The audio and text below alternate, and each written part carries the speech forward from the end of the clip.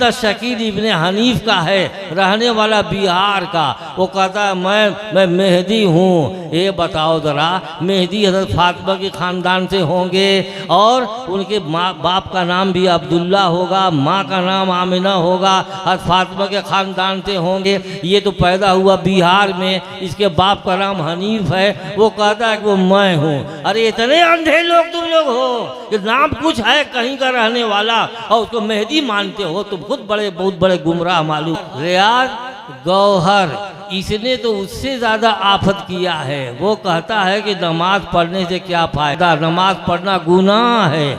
और यहाँ हमारी शरीयत में है कि नमाज जो न पढ़े वो गुनाहगार होगा। पहला फितना कादियानियत। उसकी आदत ये है कि कलाम पाक में जो आयतें अल्लाह के रसूल सल्लल्लाहु अलैहि वसल्लम के बारे में उतरी हैं, वो कहता है कि वो मैं हूँ। अल्लाह ने फरमाया मिन बाद इस्मुहु अहमद। ईसा अलैहिस्सलाम ने कहा कि मेरे बाद एक नबी आएगा जिसका नाम अहमद होगा। वो हैं हुजूर अकरम सल्लल्लाहु अलैहि वसल्लम। अल्लाह के रसूल ही के ऊपर वो कुरान मजीद उतरा है, तो वही न होंगे। ये कहता है कि मैं हूँ।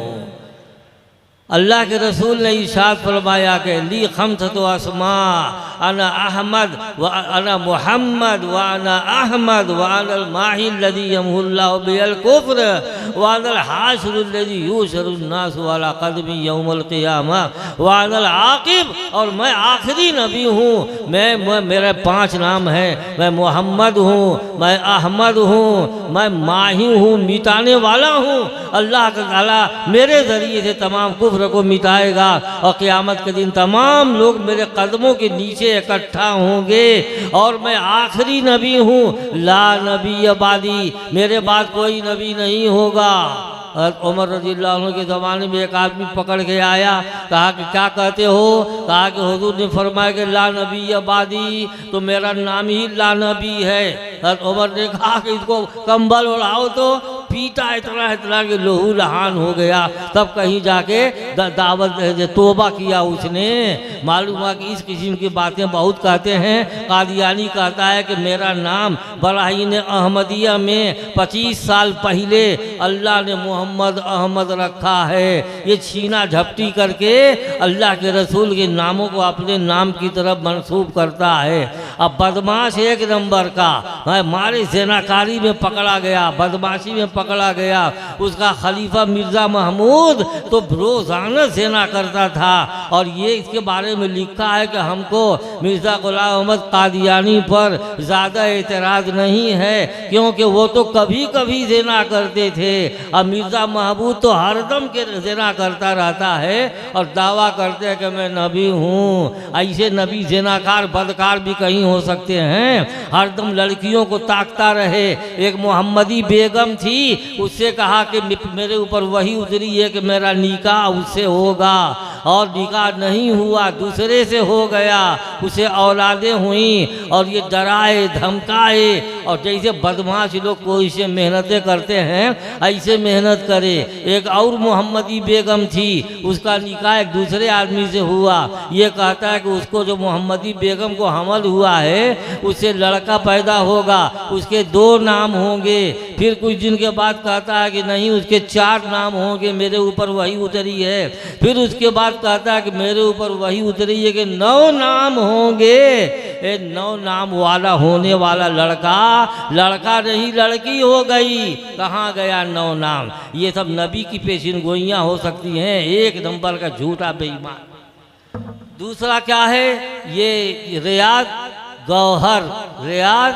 गौहर, इसने तो उससे ज़्यादा आफत किया है। वो कहता है कि नमाज पढ़ने से क्या फ़ायदा, रोज़ा रखने से क्या फ़ायदा, दिन भर खाओ पियो तुम्हारा रोज़ा नहीं टूटेगा, नमाज पढ़ने से क्या फ़ायदा, नमाज पढ़ना गुनाह है। और यहाँ हमारी शरीयत में है कि नमाज जो न पढ़े वो गुनाहगार होगा। वो कहेगा जो पढ़ेगा वो गुनाहगार होगा। कहोगे ज़कात क्या करोगे दे के? ज़कात 2.5% लोग लेते हैं। यहाँ खाली वजीफ़ा पढ़ लो 97 97%, 97.5% ज़कात आपकी अदा हो गई। वो कहता है हज करने क्या करोगे जाके, काबा तुम्हारी तरफ आएगा। इस किस्म की खराफात वो बकता है। और वो शैतानी गधे पर सवार होकर के घूम रहा था। शैतान ने पूरा अपने चपेट में उसको ले लिया और बहका दिया। मुकम्मल शैतानी आदमी है। और वो उसकी एक मस्तानी थी, उसके साथ रात गुजारता था। अजनबी लड़कियां आके बदन दबाती थी, कहता है कुल हलाल है। और इसी तरीके से गांजा, चरस, ये सब कुछ उसके यहाँ हलाल है। कहता है कि वो नशा जो लोगों को तकलीफ़ पहुँचाए वो हराम है, और जिससे अल्लाह की याद में इजाफा हो वो हराम नहीं है। कहते हैं कि कहूँ नशा है जो अल्लाह की याद को बढ़ाएगा। इस तरह जितने बदमाश बद किरदार हैं उनको बहका बहका करके अपनी तरफ ले करके आता है। ये 2 फितना हुआ।